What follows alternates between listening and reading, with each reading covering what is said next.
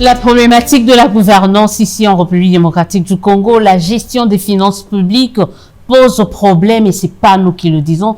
La dernière sortie médiatique de l'ex-ministre des Finances fait parler d'elle sur fond de toutes les révélations qu'il a eu à faire tout au long de cette émission. Et nous essayons d'en parler. Certains le disaient, certains le prédisaient, certains le prouvaient déjà, mais ils ont été remis en cause. Et aujourd'hui, entendre l'ex-ministre des Finances, Nicolas Kazadi, le dire, pour certains à revenir au devant de la scène pour aller plus loin, demander carrément à ce que Nicolas Kazadi, ce dernier, puisse se justifier, puisse essayer de s'expliquer devant la justice. Nous parlons de ça, mais nous parlerons également de cette déclaration de principe signée récemment entre la RDC et le Rwanda, l'accord sur le minerai. Est-ce que ce n'est pas un copier-coller de l'accord de ce programme sino-congolais? Et ensuite, si on a encore le temps, nous aborderons les questions purement politiques ici en République démocratique du Congo. Pour ce faire, j'ai le plaisir de recevoir le professeur Florimond Mouteba. Bonjour et bienvenue. Bonjour, Maman Élisée, bonjour. Vous êtes carrément vent debout, quoi. Mais comme toujours. Vous n'arrivez pas à digérer la dernière sortie médiatique de Nicolas Kazadi. Qu'est-ce qui vous a fait tiquer dans cette dernière sortie magistrale cette interview réalisée par notre consoeur Paulette Kimonto? D'abord, ce sont des larmes de crocodile, de Kazadi. Vous l'avez dit dans votre... Je l'ai dit dans nos cours de communication, c'est larmes de crocodile. Pourquoi? L'homme des dépassements budgétaires, c'est lui. Kazadi, l'homme de... comment dirais-je, paiement en urgence, en mode d'urgence, c'est Kazadi, n'est-ce pas? Donc Kazadi, c'est l'homme des projets, comme il disait lui-même, les projets surfacturés. C'est Kazadi, il paye sans aucun contrôle. Allez, revenons au dernier projet, celui de les forages et les lampadaires. 400 millions de dollars pour quelques forages qu'on devait donc installer et dont les coûts moyens avoisinaient les 40 000 par... Mais vous comprenez, lui, son de fond, il dit qu'il est clean. D'ailleurs, il n'a pas été poursuivi. On a tous suivi le procès sur le forage, mais également sur le lampadaire. Il n'était pas là. Il y a eu une instruction qui s'est conclue, le fait que nous sommes devant un ex-ministre des Finances qui est clean, qui n'a pas été... On risque encore de tomber dans ce qu'on vous reproche souvent, des imputations dommageables. Non. Madame Élisée, j'ai eu les informations où? C'est là la question que vous devez vous poser. Non, je ne saurais pas donner ma source, mais croyez-moi, j'ai eu ces informations-là de la part de l'une des personnes, l'une des institutions les plus informées sur les questions de finances publiques. Je ne donnerai pas les noms, parce que bon, ce serait comme une trahison. J'ai eu les informations des sources de l'État, des sources de l'administration de l'État, n'est-ce pas, qui s'occupe des finances publiques et autres. C'est là où j'ai eu les sources. Comment ça, c'est même l'échelonnement des paiements, etc. Donc, il raconte n'importe quoi. Kazadi a bénéficié d'une autre protection du président de la République. N'est-ce pas? Le président de la République est même venu dire, oui, on est en train de jeter en pâture un père de famille, etc. Qu'ils le disent maintenant, hein, parce que c'est lui qui les jette en pâture. C'est Kazadi qui jette le président en pâture. Qui est responsable de toute cette mauvaise gouvernance? Le président Félix Tshisekedi. C'est ça qu'il dit. Mais est-ce qu'aujourd'hui, il faut peut-être reconnaître à Nicolas Kazadi et au régime actuel cette honnêteté de reconnaître que, écoute, il y a des choses qu'on n'a pas bien fait. 6 ans après. Ils ont au moins cette honnêteté-là. Mais 6 ans après, non. Ça doit être un problème entre eux. Il doit y avoir de l'argent mal partagé dans des projets qui les... Vous êtes encore dans des supputations. Il doit être ça. Mais on me donnera raison comme il m'a donné raison. Il n'y a pas longtemps. Tout ce qu'il a dit là, il donnait raison à l'ODEP, non? Tout ce qu'il a dit. Toute cette mauvaise gouvernance. Nous l'avons mise en avant. Nous l'avons démontré. Nous avons analysé très scientifiquement les différents rapports. Donc, les budgets, les cas de dépenses à moyen terme, d'année en année. On a analysé ça. Et tout ce que nous disions, c'est ce qu'il vient de dire. Que le pays est très mal gouverné. Le pays est mal gouverné. Le pays est mal gouverné et comme je l'ai dit, ils ont quand même le mérite et cette honnêteté de reconnaître qu'il y a des failles dans la gouvernance, dans la gestion des finances publiques, chose que certains n'avaient pas. C'est ça aussi, j'insiste pour dire, est-ce qu'on ne peut pas reconnaître au régime Tshisekedi cette honnêteté-là? Pas le régime, c'est M. Kazadi. Donc Kazadi. On reconnaît à Nicolas Kazadi cette honnêteté-là. Voilà. Enfin, je veux dire, honnêteté, c'est déjà pas mal, c'est vrai, de venir s'accuser comme ça, voilà. Ah, il s'accuse parce que qui finançait la mauvaise gouvernance? Qui donnait des milliards là? C'est qui? Tous ces milliards qui sont sortis, qu'on voit dans des détournements, qu'on a vu tous ces projets-là, qui étaient des projets dont le financement ne suivait même pas la chaîne de la dépense. L'engagement, la liquidation, l'ordonnancement, non. Beaucoup, vous savez, en 2022, il y a eu plus de 300 paiements en urgence, c'est-à-dire qui ne suivaient pas la chaîne de la dépense, dont 60 concernaient la présidence de la République. Quand on dit en urgence, c'est-à-dire qu'on ne suit pas la loi, ce que dit la LOFIP, n'est-ce pas? On ne suit pas la chaîne de la dépense. On donne l'argent directement. C'est urgent. Mais vous voyez, l'inconvénient de ça, c'est quoi?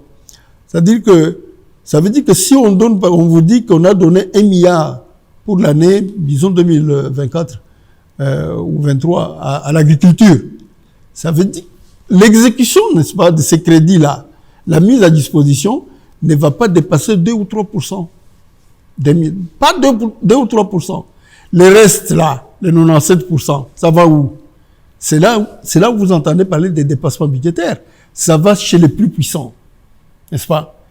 Vous vous rappelez que pour l'année 2022, lui-même, Kazadi, là, au Parlement, il a présenté la loi sur la réduction des comptes. 33 structures, organisations, entreprises, etc., étaient dans les dépassements budgétaires. Lui-même était à 190, la présidence à 190 aussi. Il y avait, même la Cour des comptes était en dépassement budgétaire. Vous imaginez ça? Et donc, cet homme-là, qui donnait l'argent pour que les gens dépassent leur budget?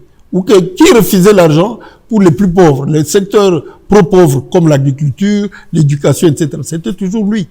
Et donc aujourd'hui, il vient avec des larmes de crocodile pour nous dire « Ah, nous avons mal géré, nous sommes un mauvais régime, etc. » Bravo, ça c'est vrai. Non, mais il se dit également victime, hein, parce que quand on lui pose la question, par exemple, mais il est victime de l'entourage du chef de l'État, il l'a dit, il en fait les frais. Il est victime du chef de l'État? De son entourage. Alors, oui, leur honnêteté. Est-ce que le chef de l'État lui a autorisé à aller faire ce qu'il a fait? Non. Ça doit être un conflit entre eux.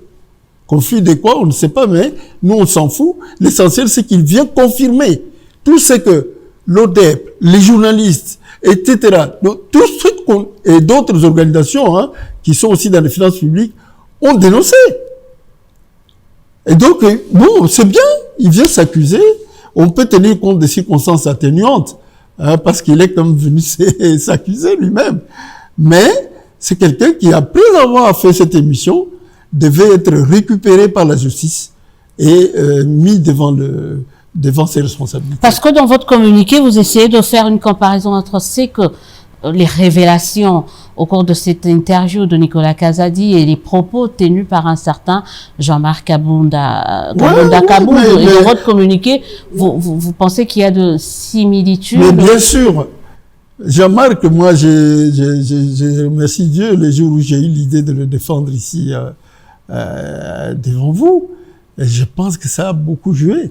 Par lui comme Mike, Moukebaï, ça a beaucoup joué. Je les ai défendus ici avec force. Mais Jean-Marc Kabound avait dit la vérité. Cette vérité est redite aujourd'hui par Kazadi. Des gens du régime, des proches du président de la République. Alors nous, on peut nous dire non, Mouteba n'aime pas le président, c'est pour ça qu'il fait ça. Vous savez, c'est ce qui se raconte. Que je l'aime pas. Moi, je m'en fous. Je vais l'aimer pourquoi? Oui, je peux... Enfin, vous n'allez pas l'aimer, pourquoi? Non, attendons. Voyons. Moi, je n'aime pas les politiques publiques du président et la manière dont il les exécute. Mais l'individu, je le connais pas d'abord. Moi, je le connais pas comme individu comme ça. Que je l'ai rencontré quelque part. Non, je le connais pas. Je ne vais pas l'aimer, pourquoi? Ou le détester, pourquoi? Moi, j'ai fait mon travail de manière professionnelle. Il est président de la République. Aujourd'hui, son propre collaborateur vient de confirmer tout ce que j'ai toujours dit. Il vient de confirmer ça. Comment vous analysez ce silence? Parce que certains risquent de parler de 2 poids 2 mesures. Quand Jean-Marc Abound parle de cette jouissance au sommet de l'État, entre guillemets, cette façon de gérer un peu désordonnée des finances publiques, il a tout de suite été appréhendé par la justice, et que là, est-ce qu'on peut dans ce cas parler de 2 poids 2 mesures, où vous dites qu'il doit également subir les mêmes sorts que Jean-Marc Abound à Kaboul pour justement apporter les preuves de ces allégations? Mais vous savez, souvent Kazadi donne l'impression de faire du chantage au président de la République. C'est l'impression souvent qu'il donne. Ouais. C'est comme s'il lui faisait du chantage parce que ils doivent avoir fait certaines choses ensemble, en complicité, et que maintenant il lui dit, bon, essaye, tu vas voir, je vais tout déballer. C'est déjà commencé. C'est moi, en tout cas, c'est l'impression que ça me donne. Et vous pensez que ça le rend intouchable devant la justice? Mais s'il doit dire que le président de la République et moi, nous avons partagé autant, de manière précise, etc., mais le président sera mis en justice, sera mis en cause. Et il va être, disons, obligé d'aller répondre devant la Cour constitutionnelle de ce qu'on lui reproche. Le président n'est pas intouchable. La Constitution donne des mécanismes et la loi où l'on peut aussi les poursuivre en justice. Vous vous rappelez de M. Kamere, quand il était en jugement, encore un rapport de l'ODEP. Mais Kamere disait toujours, j'ai eu des instructions. Vous vous rappelez? Chaque fois qu'on le prenait, on l'accusait, il dit, pour ça là, j'ai eu des instructions. De qui?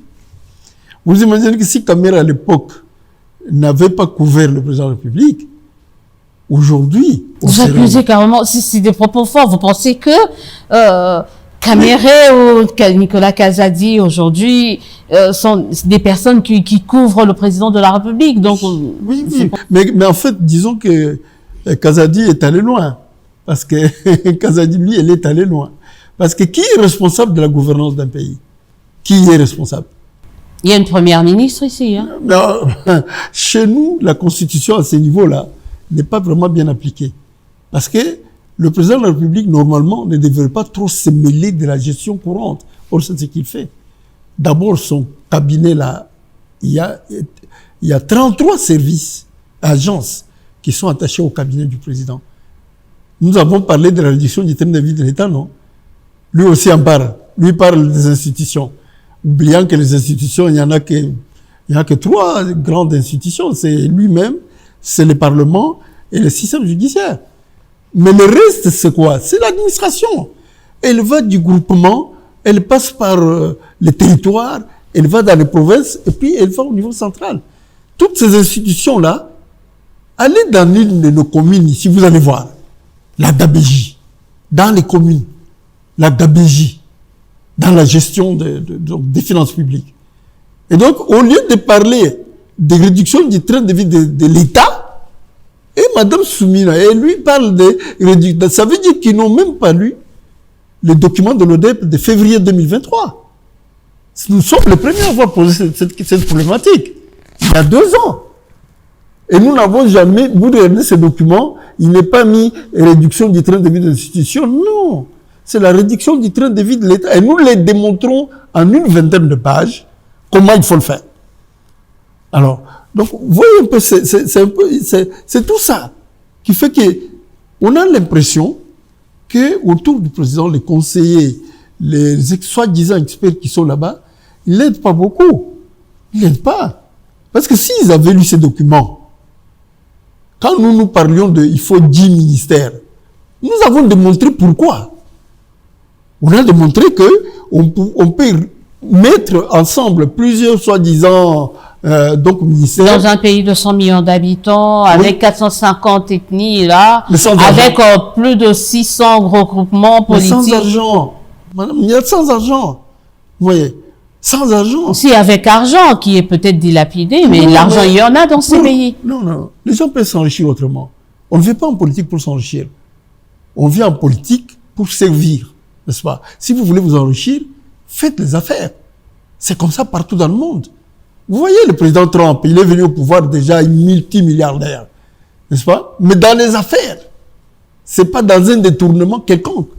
Vous voyez que, par exemple, Obama, le président Obama, il est venu et parti du pouvoir sans rien. Mais c'est après, compte tenu de sa notoriété, il a eu des contrats pour des livres, etc. Aujourd'hui, Obama pèse 70 millions de dollars. N'est-ce pas? Honnêtement. Mais non, chez nous, c'est pas ça. Les gens viennent, vous savez, si vous n'êtes pas honnête, intègre, vous n'avez pas de valeur, hein, alors c'est ce qui est en train de se faire là. C'est-à-dire que on peut facilement s'enrichir sur le dos de l'État et des autres. En violant les lois, en violant les procédures, etc., etc. Vous voyez, par exemple, la loi, ce qu'on appelle la LOFIP, la loi cadre sur les finances publiques. Quand on a fait le programme de 100 jours, on l'a violé. On a violé la loi. Cette loi-là, le budget était déjà fait. On n'a même pas eu l'idée de faire un collectif budgétaire. Voilà comment c'était. C'est comme ça qu'on a géré les finances publiques. Même pas un collectif budgétaire. Pour rectifier, dire non, le président vient d'entrer, voilà, il y a ces programmes-là, et puis on intègre, et puis on promulgue la loi sur donc une loi rectificative, quoi, du budget. On n'a pas fait. Donc tout est fait dans les désordres. Tout est fait dans les désordres, professeur Florimond. Mouteba, on a vu, hein, on a entendu encore une fois de plus l'ex-ministre des Finances parler justement de ce désordre dans la gestion des finances publiques, mais aussi il a essayé de remettre en question le travail quand même de l'IGF. Est-ce que vous l'avez compris, celui-là? Vous avez compris? Non, mais vous savez, ils ont un problème tous les deux, n'est-ce pas? Ils ont un problème Lequel? entre eux. Bon, écoutez, moi je sais pas, je peux pas vous dire, je suis pas dans leur vie professionnelle ou autre, mais parce que il est venu là rien que pour saccager Alinguete. Mais quand on voit la manière dont Alinguete a fait avancer les choses, prenons par exemple, quand Kabila est parti, il nous a laissé un budget de 4 milliards, n'est-ce pas? Grâce aux patrouilles financières, contrôle de l'IGF, etc., nous avons pu avoir en 2022-2023 des budgets de 9 milliards 800, puis 600 millions. Mais ça, c'est le travail de l'IGF. La patrouille financière a fait un grand travail de contrôle, donc a posteriori, non, a priori, a priori, qui a fait que on a empêché pas mal quand même de détournements, n'est-ce pas? Pas mal de dérives. Et l'IGF a pu faire ça. On oublie les projets SICOMINE, la révision du projet SICOMINE. On oublie tout un certain nombre de projets sérieux qui ont été, grâce à l'IGF, on a remis de l'ordre et tout ça. Et lui vient seulement pour dire, moi, je ne suis pas là pour défendre l'IGF. Ça, que ce soit clair. Je ne suis pas là. Vous savez d'ailleurs que dernièrement, j'ai quitté. Oui, on va savoir si vous êtes revenu enfin, parce qu'il y a le retour de la patrouille financière. Vous étiez parti parce qu'il y avait justement. Mais on parle un peu. Mais c'est moi qui ai demandé au président de la République, par une lettre, de remettre la patrouille financière. J'ai fait un vendredi. Le lundi, le président a réagi. Comme quoi, il vous écoute quand même. Quand même, oui, c'est vrai. Il vous écoute, hein. Mais quand même, ça c'est vrai. Vous parliez de l'IGF, vous vantez, peut-être avec des preuves, hein, avec des faits, c'est donc vos preuves à l'appui, le travail de l'IGF. Mais comment vous remettez en question quand même celui qui a nommé l'IGF, l'inspecteur chef de... Voilà, pourquoi vous remettez en... Alors c'est lui qui a réactivé l'IGF, l'inspection générale, et c'est lui qui a nommé Alinguete. Vous ne trouvez pas que de ce côté-là, il y a une certaine incohérence? Mais il n'y a pas que ça que je reproche au président de la République. C'est pas seulement le travail de l'IGF. Je n'ai jamais dit que je n'ai jamais dit que le président de la République ne faisait que de mauvaises choses. J'ai jamais dit ça, n'est-ce pas? Quand il a remis la patrouille, j'ai félicité. C'est une bonne chose. Et je pense qu'il n'y a pas que ça. Il y a des choses, parfois, qu'il fait que, bon, on n'a pas toujours le temps de dire à la télévision, c'est bon, c'est bon. Maintenant, quand vous regardez, quel est le pourcentage entre des bonnes réalisations et les mauvaises? Pour moi, ça ne dépasse pas 20%. Vous voyez, ça ne peut pas dépasser 20%. Parce que quand vous suivez, non seulement les analyses de l'ODEP, mais vous suivez les analyses de ce qu'a dit donc l'ange déchu, qui est venu pour lancer la boule sur son créateur, n'est-ce pas? Vous voyez comment Lucifer est né, hein? Lucifer est né comme ça. Non, l'ange déchu, selon vous, c'est Nicolas? C'est Nicolas Kazadi. C'est l'ange déchu, qui est en train maintenant de devenir le diable, et commence à jeter, n'est-ce pas, les méchancetés et la boule sur celui qui l'a créé. C'est un traître. Oui. Ce sont des mots forts. Non, cet homme-là n'est pas quelqu'un avec qui on peut travailler. Vous savez, moi, j'ai le profil et tout ce qu'il faut. Je peux être Premier ministre aujourd'hui. Il y en a qui ont réclamé ça. Hein. Il y en a qui ont réclamé ça. Mais maintenant, vous croyez que je peux travailler avec un homme comme Nicolas Kazadi? D'abord, je vais réouvrir son procès. C'est la première chose que je veux faire. Mais il n'y a jamais eu des procès, Nicolas Kazadi. Comment vous allez rouvrir quelque chose qui n'a jamais existé? Non. Kazadi, je vous dis, Kazadi, il est venu pleurer des larmes de crocodile. Mais Kazadi, c'est lui qui a financé toutes les gabegies financières. C'est lui qui finançait ça. En dehors même du circuit de la chaîne de la dépense. C'est lui qui finançait ça. Qu'est-ce qu'il peut nous dire? Qui a financé l'argent qu'on a détourné dans les forages? Ce n'était pas le ministre, c'est lui qui est venu faire ça. On peut continuer.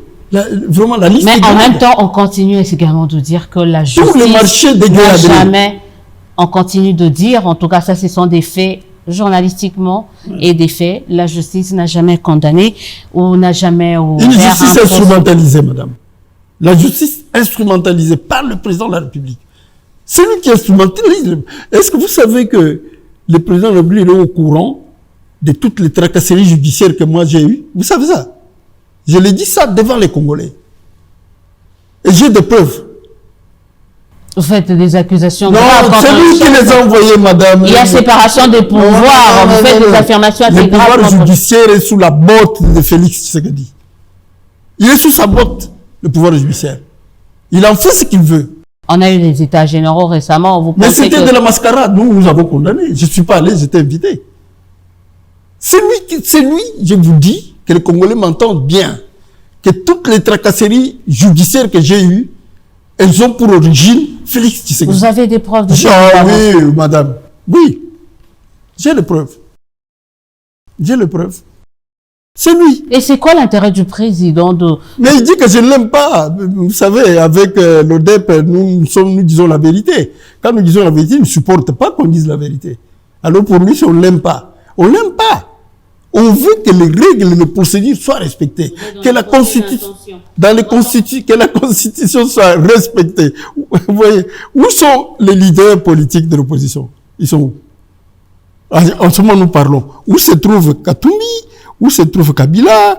Etc. Où se trouve On va parler de ça. Vous citez le nom de certaines personnalités que d'autres risquent de sont un peu controversés au regard de la situation qui sévit au pays. On va en parler de ces personnalités-là, on parlera de la politique. Avant de terminer, on a parlé de ce volet judiciaire. D'aucuns se tentent de voir quand même ce silence de la part au regard de révélations, hein, parce que c'est l'ex-ministre qui le dit, qui dit qu'il y a une politique de jouissance, que les gens se partagent des projets. Mais comment expliquez-vous le silence, par exemple, de l'actuel ministre de la Justice, qui on sait que il a l'habitude de donner les injonctions pour qu'on puisse essayer d'avoir l'éclairage sur tel ou tel. Comment vous expliquez ça? Il donne des injonctions lorsqu'il faut violer la loi. Vous voyez par exemple tout ce qu'on a fait chez Kabila et tout ça. Kabila a été condamné en justice et la justice a ordonné qu'on ait fait comment dirais-je, des fouilles chez lui. Non. Vous voyez, là, il a été instrumentalisé politiquement. qu'il faut faire les choses dans les règles. Comme là, par exemple, Kazadi vient d'avouer tous leurs péchés du monde. Mais la première chose, c'était dès qu'il quitte le studio, on le prend. On l'amène en jeu pour qu'il dise à tous les Congolais, il a partagé l'argent de projet avec qui? Qui sont ceux-là qui ont eux aussi bouffé cet argent de projet? Et il y en a beaucoup de projets. Il devrait donner les instructions. Non, c'est deux poids, deux mesures. Pour les gens du pouvoir, ok, ils peuvent faire ce qu'ils veulent, aller enlever Mouteba pour aller les tuer ou tout ça. Ça, c'est autorisé. Et il faut dire aussi que l'ex-ministre des Finances était très dur à l'endroit du ministre de la Justice, c'est-à-dire ils se font pas de cadeaux entre eux, en tout cas. Au niveau de l'Union sacrée, l'ex-ministre a été quand même un peu dur à l'endroit de Constant Mutamba. En bref, pour essayer de clôturer, parce que j'aimerais parler avec vous sur ces déclarations de principe, cet accord sur les minerais entre la RDC et les États-Unis. Pour conclure par rapport à cette affaire, parce qu'on a très longuement, ça fait parler d'elle, en tout cas cette sortie médiatique de l'ex-ministre Nicolas Kazadi, que peut-on faire pour que la vérité puisse éclater au grand jour, pas sur l'accord, mais sur l'affaire d'abord Nicolas Kazadi et tous ses aveux, on peut dire sont des aveux. Moi, je crois que nous pouvons nous confier à des institutions de contrôle officielles, sérieuses, c'est-à-dire la Cour des comptes et l'inspection générale des finances, qu'ils nous confirment, parce que c'est leur rôle, qu'ils nous confirment qu'effectivement, ce qu'il a dit est vrai, voilà, ils pourront donner même les détails, sur les différents projets dont on a parlé là, et dire comment l'argent s'est évaporé. C'est la seule chose qu'on peut faire. Soit, ou alors, on fait appel au Fonds monétaire international. Carrément. Oui, pour leur demander une expertise indépendante, n'est-ce pas, pour venir éclairer le peuple congolais sur ce qui s'est passé. Non, non. Parce que, doit-on compter sur les GF et la Cour des comptes, qui sont sous la botte du président, pour dire la vérité? En principe, oui. Mais dans la réalité, ils n'oseront pas. Vous savez que, comment il s'appelle, Alinguete? C'est un collaborateur du président. Ils ont fait une fois un contrôle à la présidence. Vous avez déjà vu les rapports? L'IGF. Ils ont fait un contrôle là-bas. Les rapports, on ne l'a jamais vu. Et donc, ce qu'il faut aujourd'hui, c'est faire appel à une institution comme le Fonds monétaire international et leur dire, si vous ne venez pas, c'est non-assistance à peuple en danger. Venez nous aider. Constituer une commission indépendante, n'est-ce pas, dans laquelle vous pourriez prendre quelques contrôleurs locaux de la Cour des comptes et autres, mais vous prenez la direction de ces contrôles. Venez faire un audit global de la gouvernance de Félix Tshisekedi depuis 6 ans. Venez nous faire ça. Moi, je lance un appel au FMI. Comme je parle là, c'est un appel que je lance au Fonds monétaire international. Vous ne pouvez pas continuer à donner l'argent, l'assistance financière au Congo après ce que l'ex-ministre a dit. Venez dans une sorte de comment dirais-je, en mettant en place une commission d'experts, une commission indépendante pour auditer ce régime pendant les 6 ans. Vous pensez que ces aveux de Nicolas Kazadi peuvent mettre un frein à d'autres programmes qu'on a? Vous pensez? Mais déjà l'accord, le fameux accord entre le Rwanda et la RDC, il est reporté de 2 mois. Pourquoi? Nous avons entendu dire que les Américains ont imposé au régime le fait de mettre en prison tous ceux qui ont été corrompus, qui ont détourné, etc. On leur a donné 2 mois pour faire ça. C'est-à-dire les Kazadi, mais aussi la famille du président. On a cité des gens de sa famille comme étant dans la liste. Je ne vais pas les citer ici. On a cité des gens de sa famille. Donc c'est les USA, la grande puissance mondiale, qui dit, attendez, nous n'allons pas signer un accord avec des corrompus et des prédateurs. Mettez-nous d'abord en prison ces gens-là. Combien il y en a autour de lui à la présidence de détourneurs et de prédateurs? Il y en a plein. Plein. Et dans le gouvernement, il y en a plein. Dans les entreprises publiques, il y en a plein. Donc les Américains ont raison de reporter cet accord, qui pour le reste, bon, on va en parler. Mais si on casse, par exemple, nous, si on met un terme avec différents programmes, on est en programme, on a quelques programmes avec le FMI, si on suspend ce programme-là, ça met notre... Ah, des programmes pour lesquels on donne l'argent qui est bouffé avant même que ça commence. C'est ça qu'a dit Kazadi, non?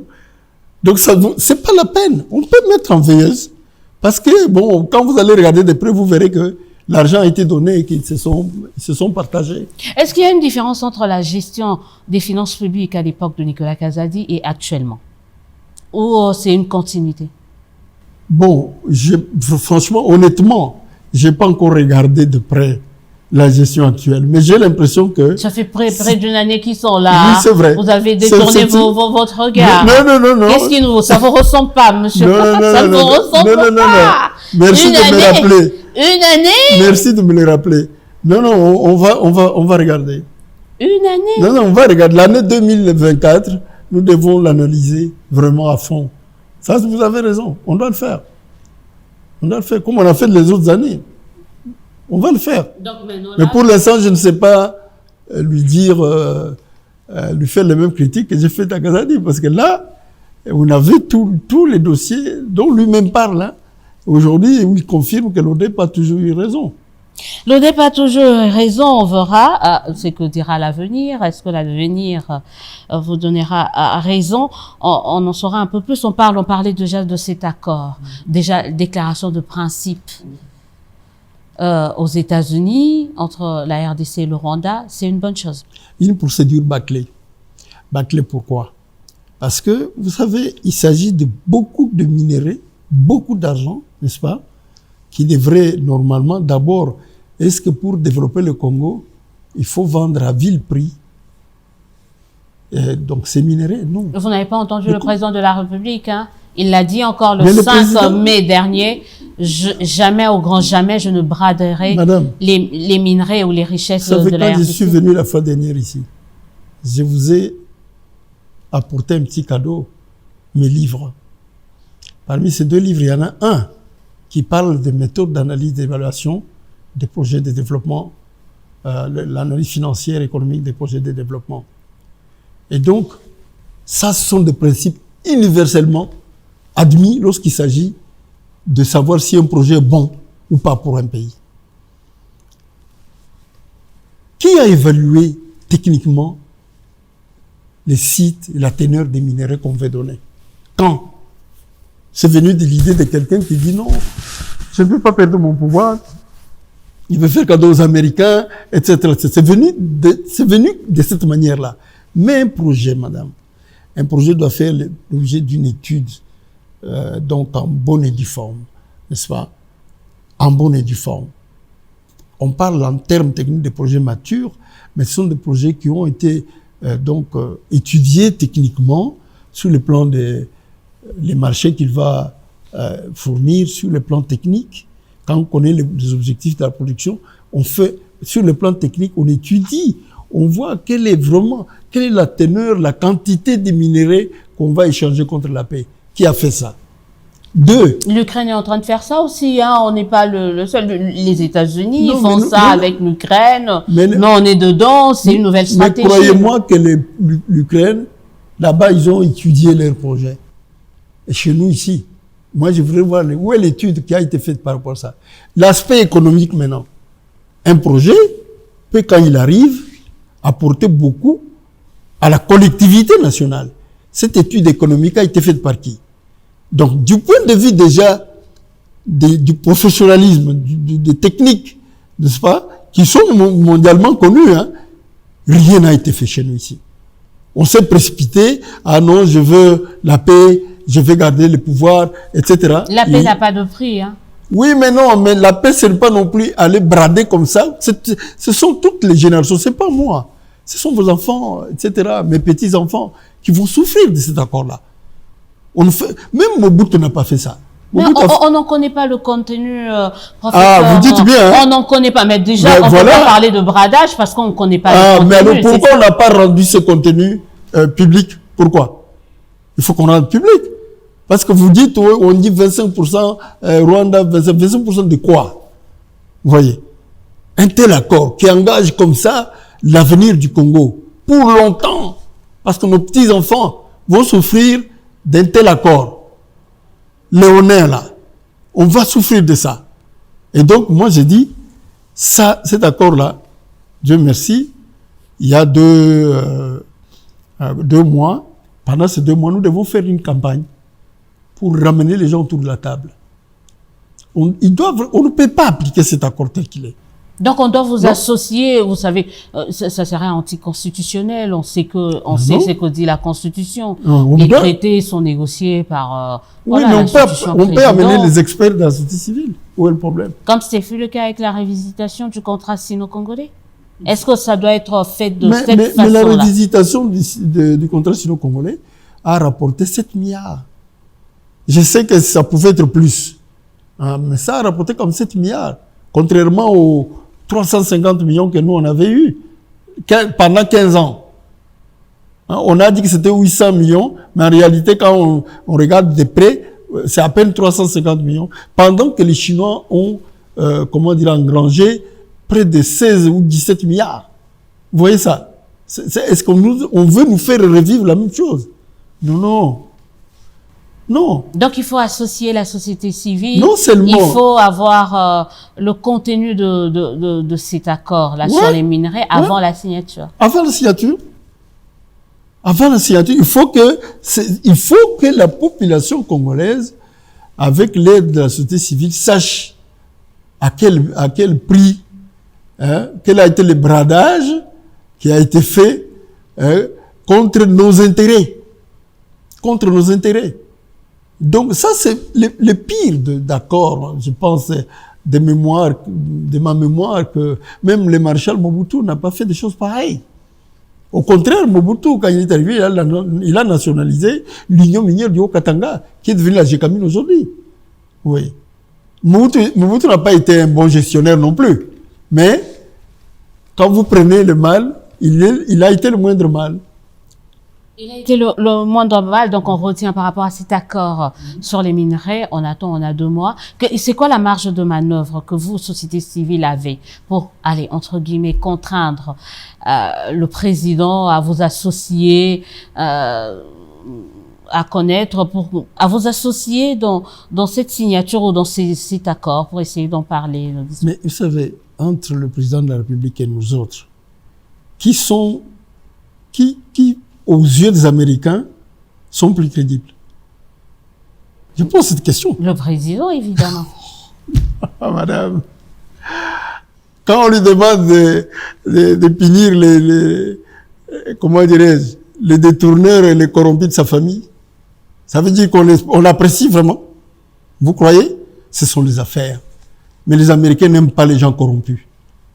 Les Américains n'aiment pas les gens corrompus ou corrupteurs ou qui favorisent la corruption. Donc, avoir la société civile va crédibiliser. Mais oui, la société civile va crédibiliser. Parce que si au bout des négociations, moi je sors et je dis, maintenant c'est bon, croyez-moi, la population va m'écouter plus que le président. Elle va m'écouter. Elle va dire oui. Ah, c'est Mouteba qui a dit ça. Ah non, c'est vrai. C'est pas vrai, madame. Ah, on va poser la question à vos téléspectateurs, à ceux qui nous suivent. On va très bientôt. Le président, oui. Les Américains le traitent comme un collègue, quoi. C'est tout. Mais cela ne veut pas dire que l'homme est apprécié par les Américains.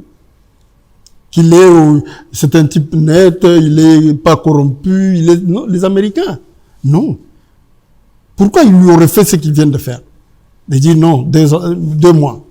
Par contre, par exemple, un homme comme Kagame, bon, je le condamne parce qu'il nous agresse et tout ça, et donc je ne suis pas d'accord avec le président Kagame.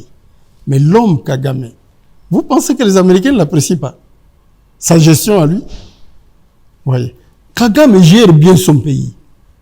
Kagame vient nous voler parce que c'est un nationaliste qui veut venir voler chez le voisin pour nourrir ses enfants. Vous comprenez? En même temps, on peut pas comparer un dictateur et un démocrate. Mais qui est démocrate? Le président Tshisekedi l'est. Que le président Kagame, c'est un dictateur. Celui qui a mis son camarade Kabunda en prison, c'est un démocrate. Il a mis Kabunda en prison, non? C'est lui qui empêche Katumba et Katumbi et les autres d'être au Congo. Ils ont fui parce qu'il fallait... Moi, c'est par courage personnel que je n'ai pas quitté le Congo. J'aurais dû quitter le Congo depuis longtemps. J'ai eu combien d'attaques, madame? On est venu casser des lampes chez moi, donc les murs d'entrée là. Ils ont cassé toutes les lampes pour pouvoir entrer chez moi et venir m'agresser. Vous n'avez jamais déposé plainte, hein? On va non, bon, mais la justice est instrumentalisée. Comparer la République démocratique du Congo au Rwanda, nous sommes une démocratie. La preuve, vous pouvez encore parler, je peux encore parler, alors qu'au Rwanda, il n'y a pas d'opposants. Donc, il n'y a pas une opposition. Je crois que de ce côté-là, tout a été dit. En tout cas, si le Congo avait un président de qualité de Kagame, on serait très loin. C'est un dictateur. Bon, c'est une dictature éclairée. Disons-le. Ça n'enlève rien à tous les mots qui... C'est comme le président chinois, c'est comme le président coréen du Nord, c'est comme était Fidel Castro. Donc vous pensez aujourd'hui que la RDC a besoin d'un Kagame?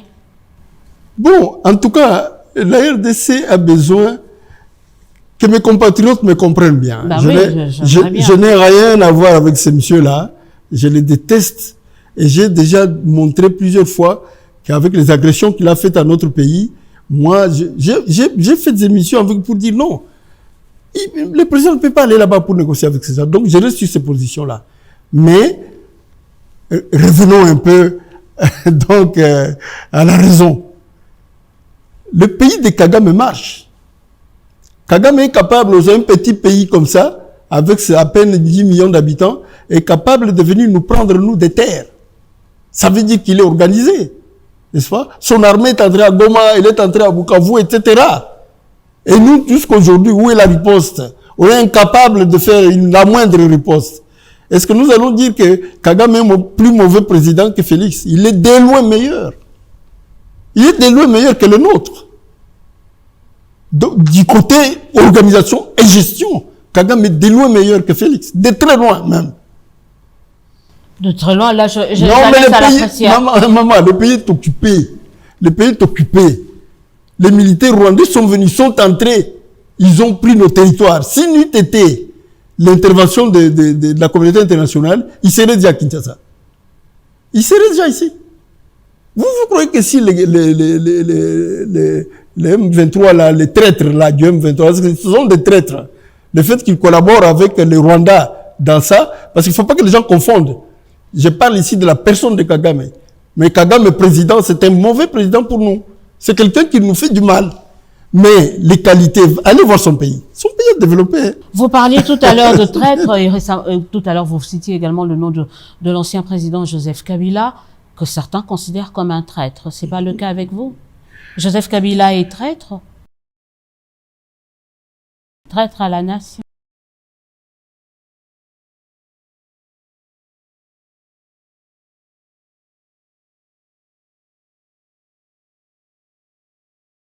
C'est Tshisekedi a été élu. Non. Pourquoi croire quelqu'un qui nous agresse? Je suis désolée, monsieur Monteba. On ne croit pas un Nanga qui nous agresse quand même, ou qui pactise avec ceux qui nous agressent quand même. Vous êtes quand même quelqu'un de...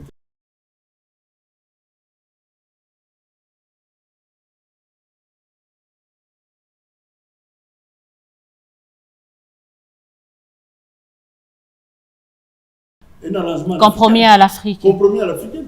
Donc tout le monde sait que Félix n'était pas élu en 2018.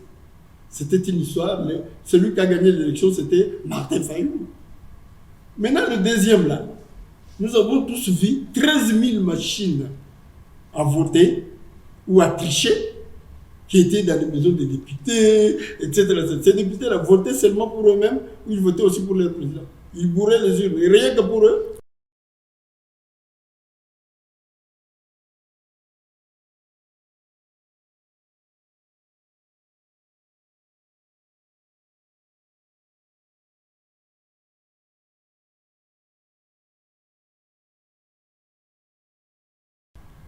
Et je n'ai aucune preuve de ça.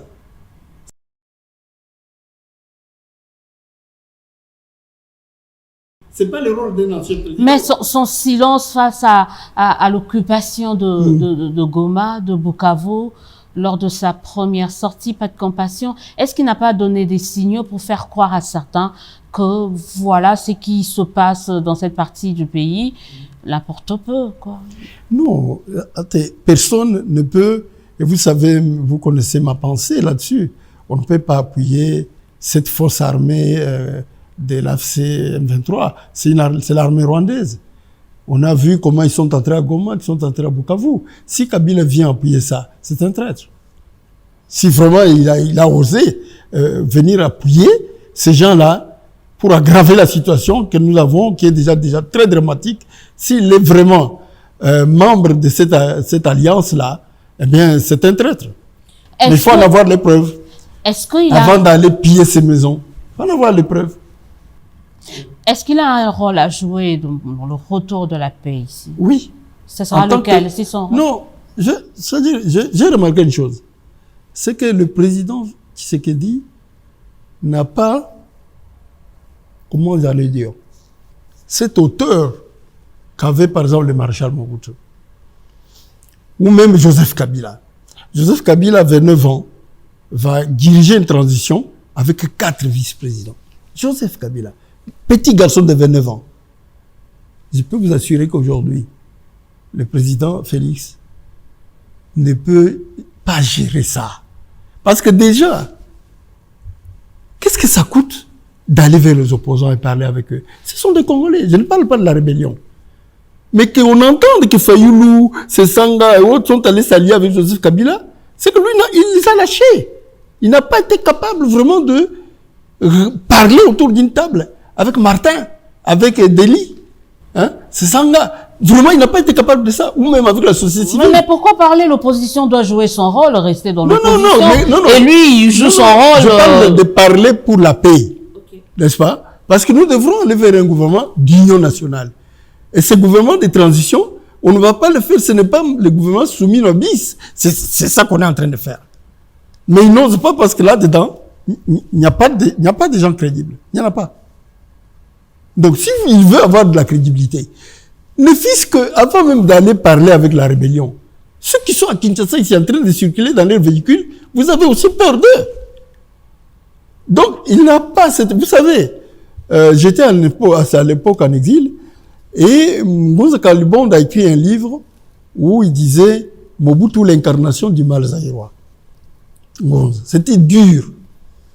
2 mois après, nous entendons que Mobutu l'a approché, ils ont parlé, Gouz est rentré. Il est même devenu Premier ministre. Vous voyez, c'est de ce type de dirigeants que nous avons besoin. Des gens qui sont capables vraiment de se mettre au-dessus des petits sentiments personnels ou on ne m'aime pas, etc. Comme, je sais pas moi, comme un enfant, quoi, un bébé. Non, on a besoin d'un vrai président. C'est-à-dire celui qui peut dire, ah non, c'est pas grave. Comme on disait Franco, aux Ali Moboti, Dimaba Fingayo, vous connaissez la chanson. Mais c'était pour dire quoi? Un papa, un parent. Tu vas pas, moi, donc à Tumbi, Ndako, ou tu es père Ndako, Aziki. Ça, c'est la mentalité de Félix.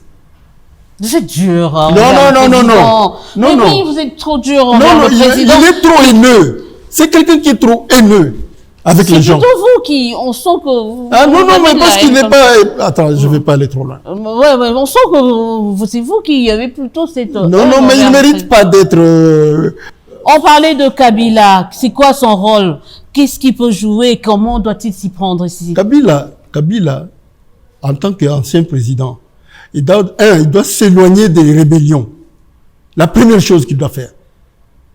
Sinon, tout ce qu'il a fait de bien politiquement par le passé, les dialogues intercongolais, tout ça, ça va dans l'histoire, ça va aller dans la poubelle. Donc, il doit montrer qu'il est plus que son successeur, capable de rassembler les gens que ce qu'il a fait. Mais il ne peut pas entrer dans une rébellion partisane parce que c'est Tshisekedi qui est de l'autre côté. Non. Il doit donner cette leçon-là, Félix. Il doit lui donner la leçon d'être un rassembleur. Tu es président de la République, tu es le président de tout le monde. Tu es le président de bons comme de mauvais. Tu es le président même des rebelles, là. Tu es leur président. Mais montre-toi à la hauteur. Montre-toi à la hauteur de dire, je suis un père. Comme Mobutu le faisait. Est-ce que vous pensez qu'avec ce communiqué conjoint signé par, entre autres, il y a Kabila qui est là, on les appelle les 4 mousquetaires, il y a Fayulu, Katumbi et Sesanga, c'est dans cette voie-là qu'il faudrait aller. L'unité de l'opposition, c'est bien parti. L'unité de l'opposition pour venir parler avec le pouvoir n'est pas mauvaise. Parce que les 4 là, ils ne sont pas dans la rébellion, à ce que je sache. Kabila n'est pas dans la rébellion. Enfin, j'espère. N'est-ce pas? Mais à ce que nous sachions, nous tous, jusque-là, Kabila n'est pas dans la rébellion. Mais ils se unissent à 4. Je souhaite qu'ils élargissent, n'est-ce pas, leur groupe, n'est-ce pas, pour être assez forts pour venir parler avec ceux de Kinshasa qui ne veulent pas parler avec eux. Mais c'est quoi, le Kinshasa ne veut pas parler avec eux? Comment, c'est quoi leur marge de manœuvre? Bon, maintenant, si on veut pousser tout le monde à aller faire la rébellion, c'est leur problème. Hein. Non, mais parce que l'attitude du président Tshisekedi, c'est de dire aux gens, finalement, moi je ne veux pas de vous. Mais au nom de quoi il va dire ça? Mais c'est un président élu qui veut juste terminer son mandat, il n'a pas besoin d'associer les opposants. C'est aussi ça, laisser finir Tshisekedi. Le pays est en guerre, madame. Là, nous sommes en guerre. On est en guerre. Où est son projet de changer la constitution? Dans l'eau, hein? Pourquoi? La guerre. Donc, il doit faire tout pour parler aux brebis, aux fils perdus, aux fils prodigues, y compris ceux de la rébellion, les fils prodigues. Il doit leur parler. Il doit leur parler. Vous vous rappelez du fils prodigue de la Bible? Quand il est rentré, on a fait la fête et tout et tout. Hein? Comme, je ne sais plus si c'est Jésus qui disait, mais quand une brebis est perdue, je laisse les autres et je vais les prendre. Ça, c'est pas l'attitude de Félix. Il n'a pas ça. Mobutu, oui. Mobutu était comme ça. Et donc, il faut qu'il fasse un effort pour devenir un vrai président. Qu'il fasse un effort. Un véritable rassembleur, un père de famille, etc. Tu vois. Ici, il regarde les 4 là comme des... Hein, tu vois. Non. Donc, il faut que le président de la République puisse jouer à ce papa. Son rôle comme papa. Pater, famille. Et initier un dialogue ou des pourparlers en interne. En interne avec ces gens-là. Avec la société civile, etc. Il doit faire ça. On doit arriver à un dialogue interne, ici, mais pas à des débauchages. Parce que lui, ce qu'il veut, c'est débaucher les gens, corrompre pour qu'ils viennent avec lui. Et ça, ces pratiques-là, les Américains n'aiment pas ça. Ils n'ont pas encore compris, les Américains, ils sont comment, hein? Nous risquons de ne pas avoir cet accord à cause de ces pratiques-là. Je vous dis. En tout cas, on va suivre de près ce qui se passait au niveau de l'opposition, au niveau de cet accord sur les minerais en République démocratique du Congo, et éventuellement on continuera à débattre, en tout cas sur nos différentes plateformes, sur cette, sur votre réponse à cette sortie médiatique de Nicolas Kazadi. C'est de choc. C'est aussi ça. Voilà pourquoi on ne le dira jamais assez. On est une démocratie. Sauf qu'ils vont venir me chercher pour m'enlever, comme ils sont habitués à le faire. Non, depuis, ils vous ont pas toujours eu, hein, donc vous n'êtes toujours pas enlevé. Ça, c'est Dieu. Ça, c'est grâce à Dieu. Mais si ça dépendait que au moins ici, on peut avoir ce type de débat que vous n'aurez pas de l'autre côté. En tout cas, les montagnes de Rosizi. Ici, on peut avoir ce type de débat. Chacun peut venir donner son point de vue dans le respect de uns et des autres. Au Rwanda, c'est ça? En tout cas, au Rwanda, il n'y en a pas. On peut le dire. On peut le dire qu'au Rwanda, il n'y a pas ça. Il n'y a pas cette idée. Florimond Moutéba, je vous remercie d'avoir répondu. Merci beaucoup. Merci beaucoup. On se donne rendez-vous très prochainement pour aborder d'autres questions d'actualité. Ouais, et ils sont de plus en plus nombreux à nous suivre. Nous vous remercions de cette importance que vous accordez à cette émission. Continuez à nous suivre ici sur B1, mais également sur nos différentes plateformes, sur notre chaîne YouTube. Je remercie toute la grande équipe. Je crois que je commence à citer le nom, hein. C'est la grande équipe, team fantastique. On va commencer à citer le nom de ceux qui nous permettent d'avoir ces belles images que vous aimez tant, que vous commencez, que vous appréciez. Et sinon, moi, je vous dis au revoir, à très très bientôt. Et en attendant, prenez soin de vous.